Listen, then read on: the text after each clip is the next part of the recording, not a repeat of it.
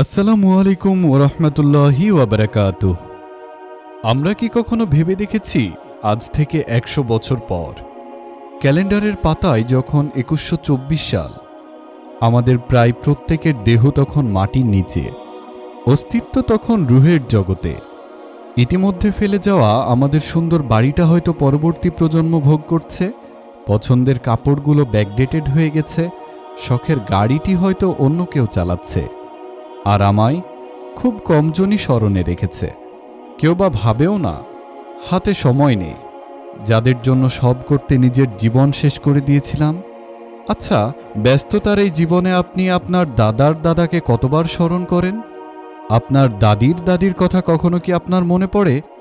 পৃথিবীর বুকে আজকের এই বেঁচে থাকা, এত হইচই, এত মায়া কান্না এভাবেই চলছে।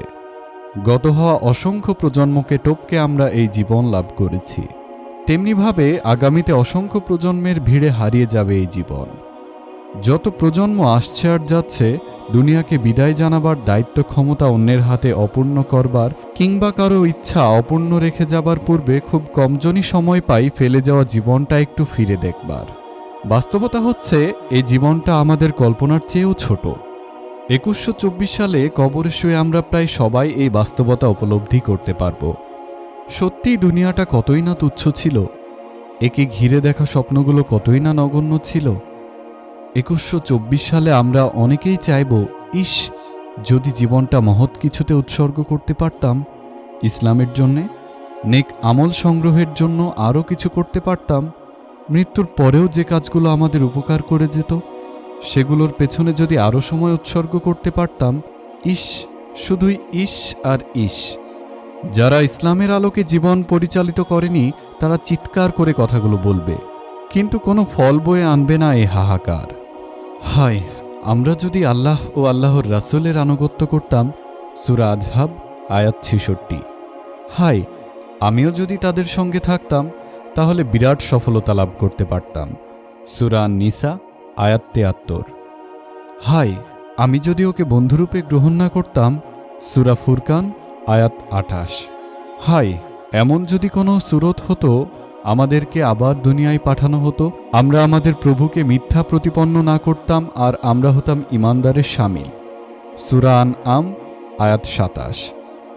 হে আমার রব, আমাকে আবার ফেরত পাঠান, যাতে আমি সৎ কাজ করতে পারি যা আমি আগে করিনি। বরং জবাব মিলবে, না, এটা হবার নয়। এটা তো তার একটি বাক্য মাত্র যা সে বলবেই। তাদের সামনে বারাক থাকবে উত্থান দিন পর্যন্ত।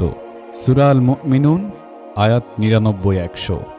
মৃত্যুর পর অনেকে আফসোসে নিজেদের হাত কামড়াতে থাকবে এই বলে, হায়, আমি যদি রাসূলের পথ অবলম্বন করতাম। সূরা ফুরকান আয়াত ২৭।